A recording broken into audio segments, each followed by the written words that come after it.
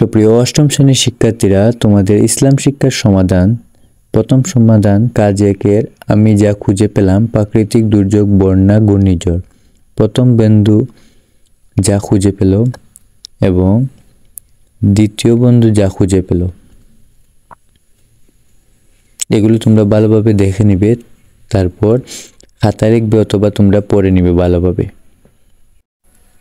কাজ একে আমাদের চারপাশে এলাকায় প্রাকৃতিক বা সামাজিক দুর্যোগের সময় ইসলামের বিধিবিধান চর্চা ও অনুশীলন করা হয়, যা মানুষকে এই সমস্যাগুলো মানসিক, শারীরিক, আর্থিক সহায়তা করে। নিচে এগুলো কিছু গুরুত্বপূর্ণ ইসলামী বিধান ও চর্চার উদাহরণ দেওয়া হলো।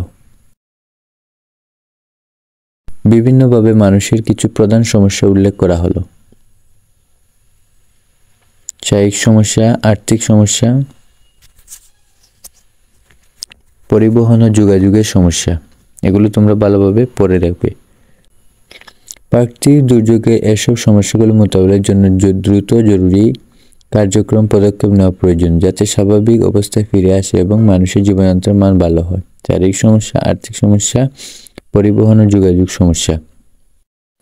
খরার কারণে মানুষ ও সমাজ বিভিন্ন ধরনের সমস্যার সম্মুখীন হয়। এসব সমস্যা মানুষের দৈনন্দিন জীবনযাত্রার অর্থনীতির বিভিন্ন সমস্যা সৃষ্টি করতে পারে। অর্থনৈতিক সমস্যা, পরিবহন ও যোগাযোগ সমস্যা, সামাজিক অস্থিরতা, অভিবাসন, ব্যক্তি। এই ছিল তোমাদের অষ্টম শ্রেণীর ইসলাম শিক্ষা। তোমরা ভালোভাবে দেখে নিবে আর অবশ্যই চ্যানেলটি সাবস্ক্রাইব করতে ভুলবে না।